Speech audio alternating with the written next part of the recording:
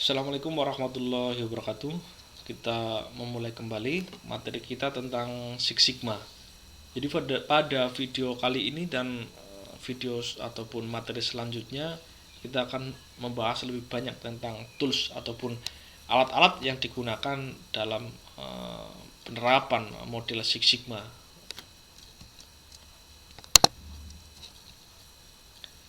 Yang pertama kita mulai dengan pengertian dari Total Quality Management atau TQM. Jadi Total Quality Management itu diartikan sebagai suatu sistem manajemen kualitas yang mengarah ataupun memiliki cakupan dari organisasi, dari top down ya, semua bagian dari organisasi yang menekankan pada customer satisfaction, kepuasan pelanggan ya. Mereka fokus pada kepuasan pelanggan dan penggunaan tools ataupun metode continuous improvement. Jadi mereka menggunakan model continuous improvement. TQM ini didasarkan pada suatu konsep yang diajarkan oleh guru manajemen kualitas, ada 4 itu Deming, Juran, Crosby, Ishikawa. Jadi mereka adalah yang pertama mencanangkan atau mempromosikan apa itu manajemen kualitas. Program TQM atau Total Quality Management mencakup 3 komponen utama. Yang pertama adalah filosofi manajemen. Yang kedua adalah proses atau model peningkatan, dan yang ketiga dan ya ataupun yang akan kita bahas adalah tools alat ya, yang mencakup 7 quality control. Ini adalah tools dasar yang sering digunakan oleh setiap manajemen yang menerapkan model peningkatan kualitas. Fundamental cause of quality problem in any organization is management. Jadi penyebab utama dari setiap persoalan kualitas yang paling dasar adalah manajemen. Sudah sering saya singgung bahwa pentingnya keterlibatan manajemen dalam proses peningkatan kualitas. Yang kedua adalah improvement process or model provide the how to for specific improvement. Jadi manajemen harus paham jadi bagian apa yang akan dilakukan peningkatan kualitas. Apakah semuanya akan dilakukan proyek peningkatan kualitas ataukah hanya sebagian saja, itu harus secara spesifik. Yang ketiga adalah tools are the means for action. The most fundamental tools and the first one developed are the 7 quality control tools. Jadi tools ini artinya adalah sebagai sebuah aksi dari model ya, model Six Sigma, model lean manufacturing. Tools ini adalah alat yang digunakan untuk menerapkan tentang model-model tersebut. Jadi fundamental tools ataupun ya sudah saya singgung sebelumnya tentang quality 7 tools adalah tools yang paling sering digunakan atau dikembangkan oleh setiap tim pengembangan kualitas. The 7 quality tools and the 7 MP tools. Ada 2 jenis dalam tools yang sering digunakan. Yang pertama adalah 7 quality tools. Ini adalah dikembangkan oleh Kaoru Ishikawa, jadi seorang profesor teknik dari Universitas Tokyo atau sering orang menyebut sebagai bapak kualitas.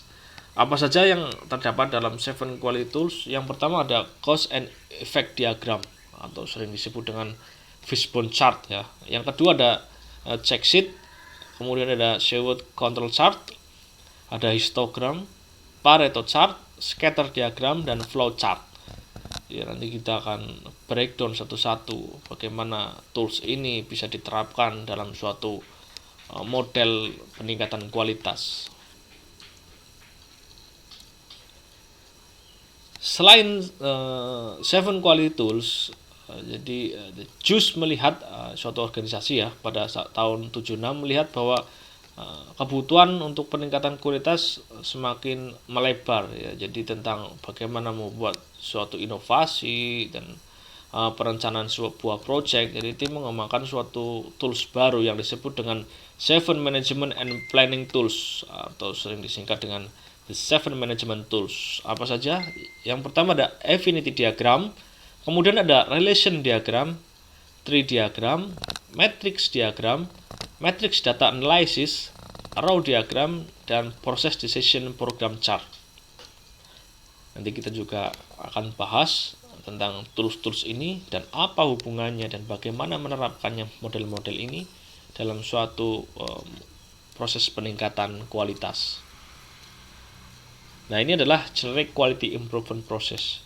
Jadi proses secara umum dalam setiap peningkatan kualitas ini terdiri dari 10 step, entah mereka menggunakan DMAIC ataupun PDCA metodenya, baik pada lean manufacturing ataupun KFD, Six Sigma. Jadi yang pertama adalah what do I or we want to accomplish. Jadi mengidentifikasi, membicarakan tentang scope yang akan menjadi tanggung jawabnya untuk diterapkannya suatu proyek Six Sigma. Kemudian setelah mengidentifikasi who cares and what do they care about, mengidentifikasi customer dan requirement-nya, apa sebenarnya yang customer inginkan. Ya, pada tahapan ini berbicara dengan konsumen tentang kebutuhan dari mereka. Kemudian setelah 2 tahapan ini, jadi adalah yang ketiga, what are we doing now and how well are we doing it. Nah, ketika proses ini diterapkan dalam model Six Sigma, 2 tahapan dan sebagian tahapan ketiga masuk dalam proses define. Kemudian memahami proses yang sudah berlangsung ya pada tahapan ketiga ini, dan apakah tim mempunyai orang-orang yang bagus dan sejauh mana proses sudah berjalan, itu harus diukur.